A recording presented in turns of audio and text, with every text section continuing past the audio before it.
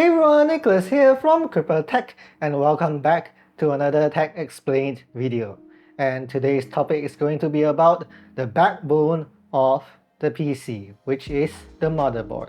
So the motherboard may not be an interesting component to talk about, but it is very much very essential to functionalities of a PC. The motherboard is the main circuit board of a computer, connecting all essential components and allowing communication between all components.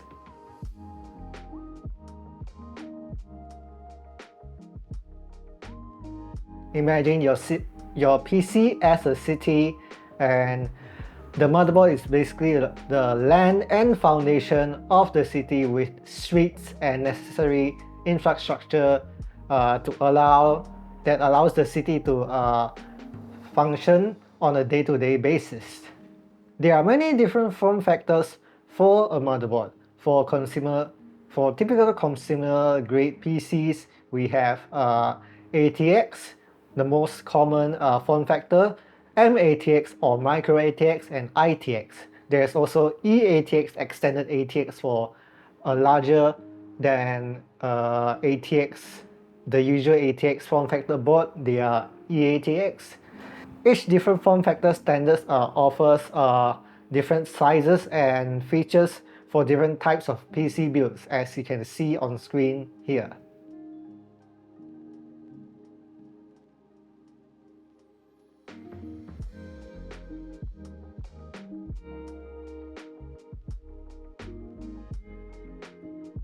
Let's look at some physical key parts of a motherboard. There is a CPU socket where the CPU is installed on the motherboard. This is basically the LAN specified for the headquarters of the city, and the CPU is the headquarters. If you go back to the analogy of the PC being a city, the motherboard is the LAN. The CPU socket is basically the LAN for the headquarters, and the CPU is the headquarters. The CPU draws power and connects to every single component of the PC through the socket. Different motherboards have different CPU sockets for different family of CPUs coming from either Intel or AMD. On AMD sides, we have the AM5 socket for newer gen processors from them, and the AM4 socket for Ryzen 1st gen up to Ryzen 5000 series processors, which is what my system is currently running. And while on the Intel side, we have the LGA 1700 socket for their 12th gen core CPUs up to the currently 14th gen Core I CPUs. Although there are many different specific sockets, they can be generally categorized into two types, which is PGA, Pin Grid Array, or LGA, LAN Grid Array.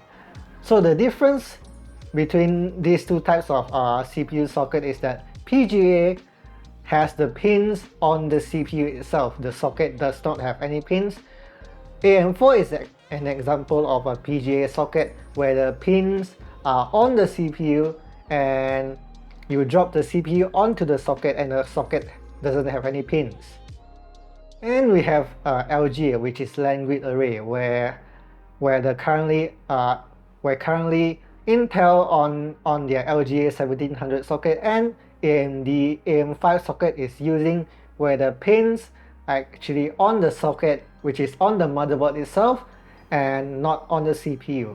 For LGA socket CPU, the CPU does not have any pins. The pins are on the motherboard. What is under the CPU is are contact packs that press down onto the pins to contact with the pins on the motherboard. So that's the different types of CPU socket types. So if we look at the motherboard, on the CPU socket, beside the CPU socket, we have the RAM slots, where RAM modules are slotted in.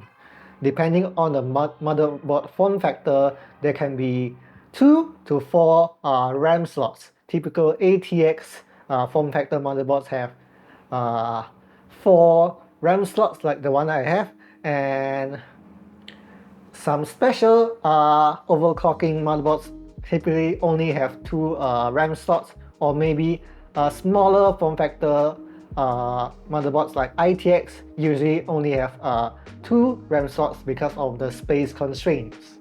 Now, if we look under the CPU socket or below the CPU socket, if we look at the motherboard up straight, below the CPU socket there are several expansion slots depending on your motherboard's form factor. The expansion slots are usually PCIe slots or PCI Express slots.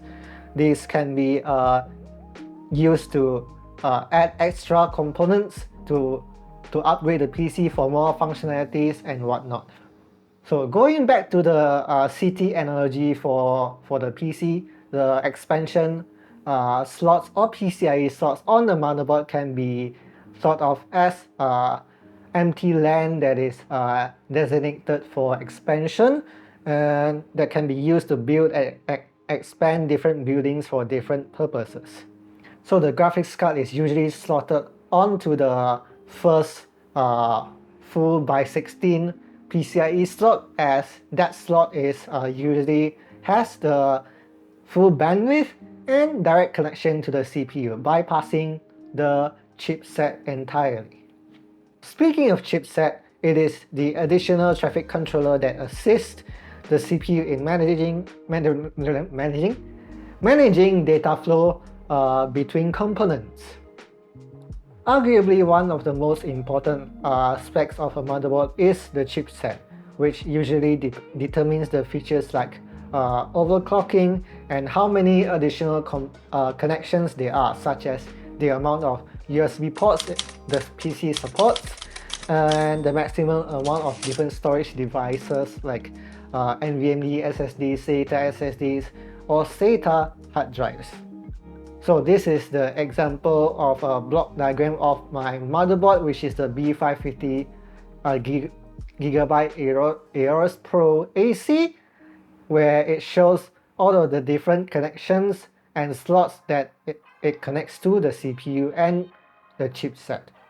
In short, the motherboard is the main PCB or printed circuit board of a PC that is crucial for power distribution, where it takes power from the PSU or power supply unit and distributes the appropriate power to each component, facilitating communication between the CPU, RAM, and other components.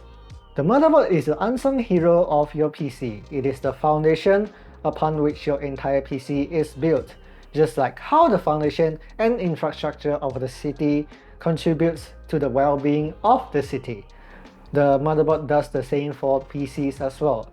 Without a motherboard, there is no PC. Thanks for watching until the end. I hope this video has helped you in some way. If it did, or if you just enjoyed the video, please leave a like, subscribe to Crippled Tech for more tech content, and turn on notification bell to get notified whenever I upload new content. And of course, if you would like to add more information or correct me if I got anything wrong, you're welcome to post in the comment section down below. This is Nicholas signing out. ご視聴ありがとうございました。じゃあ、また。